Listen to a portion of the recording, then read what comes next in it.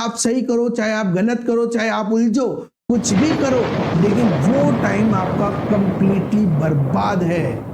दोस्तों, क्या आप भी बहुत मेहनत करने के बाद भी फेल हो जाते हैं? क्या किसी एग्जाम में आप 1 नंबर से फेल हुए, 2 नंबर से फेल हुए, या 5 या 10 नंबर से रह गए?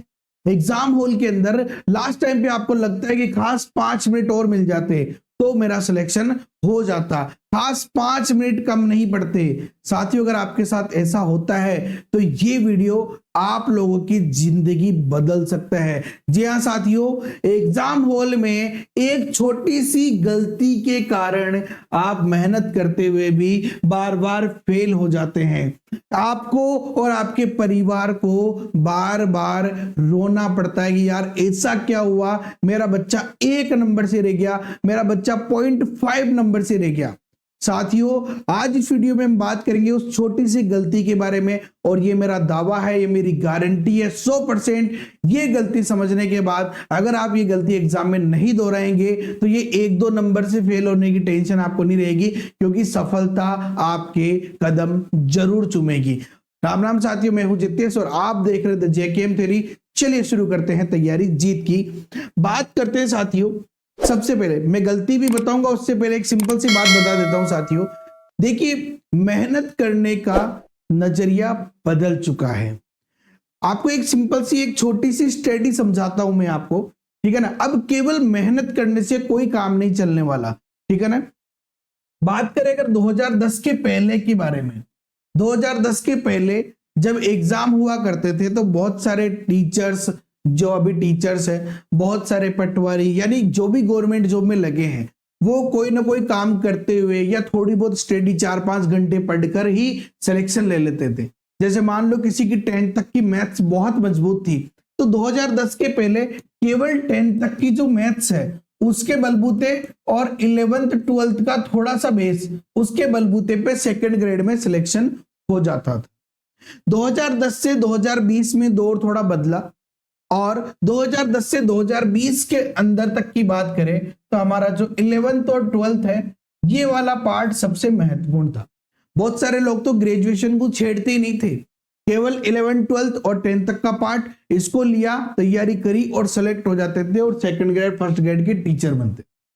लेकिन साथियों, 2020 के बाद की बात करें तो 2022 के अंदर आपको पता है कि जिसकी ग्रेजुएशन लेवल की मैथ्स बहुत अच्छी थी, उसी का ही सेकंड ग्रेड में सिलेक्शन हुआ है। यानी कि दौर बदल चुका है। आज बात आ गई है 2024 की। साथियों, एक चीज का हमेशा ध्यान रखो, कंपटीटर भी बढ़ रहे हैं, पैटर्न भी बदल रहा है, तो अब केवल कठोर मेहनत से कुछ नहीं होने वाला। केवल कठोर मेहनत से कुछ नहीं होगा। आपको पता है अखरोट कितना कठोर होता है। आप इसे 2 प्रकार से फोड़ सकते हैं, एक तो हथौड़ा देके फोड़ेंगे तो उसके अंदर के गुण भी फूट जाएंगे, लेकिन अगर उसे आप बहुत ही स्मार्ट तरीके से जब आप उसको ऊपर से खोलेंगे और उसको अलग अलग करेंगे तो अंदर से बिल्कुल बहुत बढ़िया और पौष्टिक अखरोट बाहर निकलेगा। आपको अपने आप को भी वैसे ही बनाना है।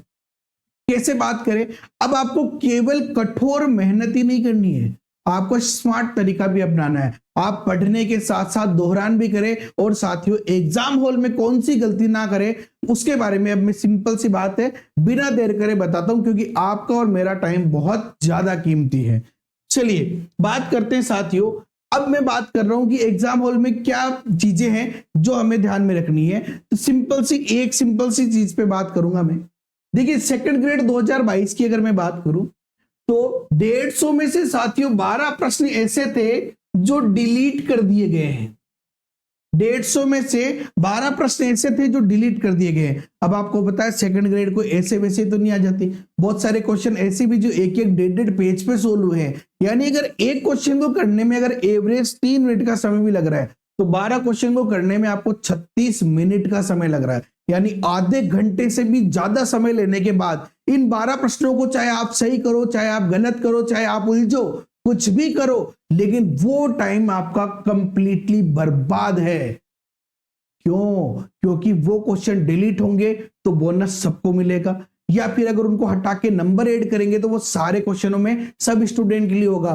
तो आपके इन क्वेश्चन का एग्जाम में करने का फायदा क्या मिला? कोई फायदा नहीं मिला, आपकी तो मेहनत बर्बाद हो गई। साथियों 2018 के अंदर 150 में से 6 प्रश्न गलत हुए थे। रीट की बात करें, रीट 2012 में 20 से ज्यादा प्रश्न 150 में से डिलीट किए गए। 2016 के अंदर भी 23 से ज्यादा प्रश्न डिलीट किए गए।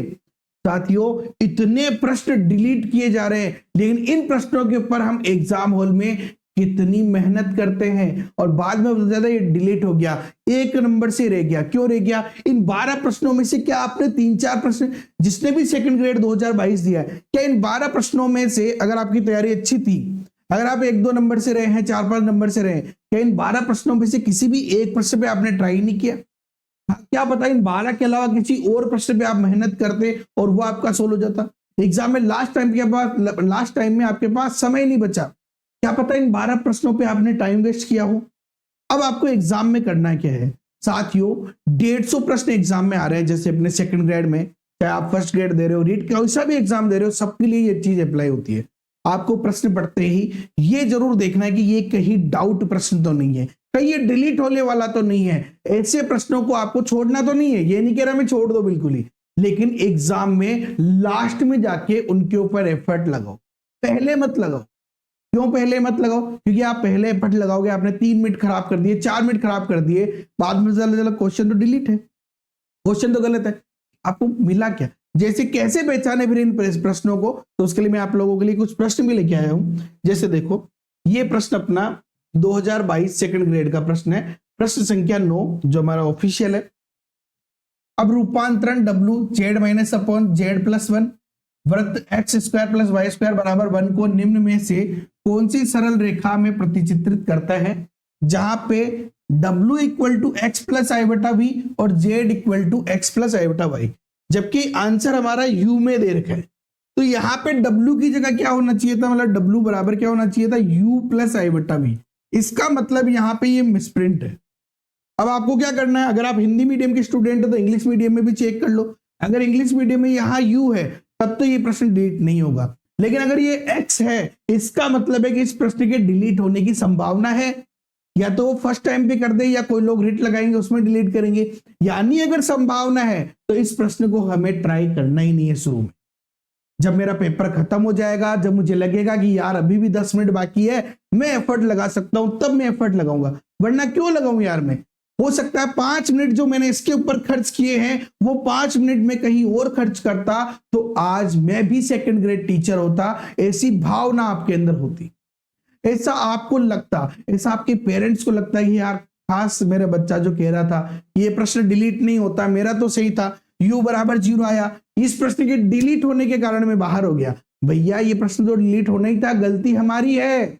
जैसे एक और प्रश्न देखो आप, ये प्रश्न की बात करें अपन, ठीक है। अब देखो ये प्रश्न तो ये मान के चलो जिस बच्चे ने सही किया है ना, उस बच्चे का बहुत जीव दुख पाया होगा। क्यों? देखो हिंदी मीडियम में यहाँ पे डॉट है, F. ये dr. जबकि इंग्लिश मीडियम में, इंग्लिश वर्जन में यहाँ डॉट नहीं है, जिसके कारण ये प्रश्न ही गलत हो गया। इसका आंसर ये था पहला ऑप्शन। अब जिसने मेहनत करी, 4, 5, 6, 7 स्टेप का क्वेश्चन, वहां पे उन्होंने मेहनत करके आंसर भी लिया है और पता चला मेरिट गई है 235। समझ रहे मेरी बात को? समझ रहे, एक उदाहरण दे रहा हूं मैं, 235 मेरिट गई है और आपके नंबर आए हैं 233। क्यों? क्योंकि आपके 235 ही थे, लेकिन ये प्रश्न डिलीट होने के कारण आपके 233 रह गए, क्योंकि बोनस सब में बढ़ गया। लेकिन आपको बेनिफिट क्या मिला? कोई नहीं मिला, आपका टाइम खराब हुआ, आप सिलेक्शन से बाहर हो गए। इस क्वेश्चन में पदिक समीकरण दे रखा है हमें, लेकिन पदिक समीकरण आपको पता है 1/p² से चालू होता है। इसका आंसर आएगा 1/p² = 2a/r³। अब 1/p की बात नहीं करी इसमें, इसका मतलब ये प्रश्न डिलीट होने की संभावना है, तो इसको आप छोड़ दो, लास्ट में करो। मैं नहीं कह रहा करो ही मत, मैं नहीं कह रहा, लेकिन लास्ट में करो। ओके साथियों, तो एग्जाम हॉल में इस चीज का विशेष ध्यान रखना है। अब इस चीज का हमेशा ध्यान रखो कि केवल कठिन परिश्रम से आपका सिलेक्शन नहीं होने वाला है। कठिन परिश्रम, देखो समझो इस बात को, मजदूर पूरे दिन मेहनत करता है, लेकिन उसे क्या मिलता है? 400, 500, 600 रुपए के आसपास मिलते हैं। लेकिन देखो वो भाटे उठा रहा है, जबकि कारीगर केवल मसाला लगा रहा है, 1000 रुपए लेके जाता है। ठेकेदार केवल समझाता है, बताता है, वो उन सबसे ज्यादा कमाता है। और एक नक्शे बनाने वाला जो मकान का नक्शा बना रहा है, वो कागज पे उस बिल्डिंग को उतारता है और वो इन सबसे ज्यादा कमाई करता है। इसका मतलब अब वो जमाना आ चुका है, अब 2024 आ चुका है। अब स्मार्ट तरीका चाहिए सिलेक्शन के लिए। केवल मेहनत से काम नहीं चलेगा भैया, कंपटीशन बहुत हार्ड है। और वैसे भी अगर आप मैथ्स की तैयारी करते हो तो मैथ्स के सारे बंदे इंटेलिजेंट होते हैं। इसलिए केवल कठिन परिश्रम नहीं, कठिन परिश्रम के साथ साथ स्मार्ट तरीका भी आपको चाहिए। तो एग्जाम में इस बात का आप विशेष ध्यान रखेंगे। वीडियो पसंद आया तो लाइक करो, अपने दोस्तों के साथ शेयर करो। चैनल पे नए हो तो इस जेकेएम थ्योरी चैनल को सब्सक्राइब कर लो, बटन दब जाना चाहिए भैया। क्यों? क्योंकि बेल आइकन पे क्लिक कर लेना। जब भी हमारी वीडियो आएगी आप लोग उसे देख पाएंगे और अपने सिलेक्शन में एक कदम आगे हर वीडियो के साथ बढ़ पाएंगे। हम आप लोगों के लिए दिन रात लगे हुए हैं ताकि आप लोगों का सिलेक्शन हो, आप लोग गवर्नमेंट जॉब ले ले और आपके माँ बाप का सपना साकार हो जाए और उनकी आंखों में खुशी की आंखों देखने को मिले। इसीलिए चैनल को सब्सक्राइब जरूर कर ले। Okay, have a nice day, thank you so much. जय हिंद, जय भारत। मिलते हैं नेक्स्ट वीडियो में। वंदे मातरम।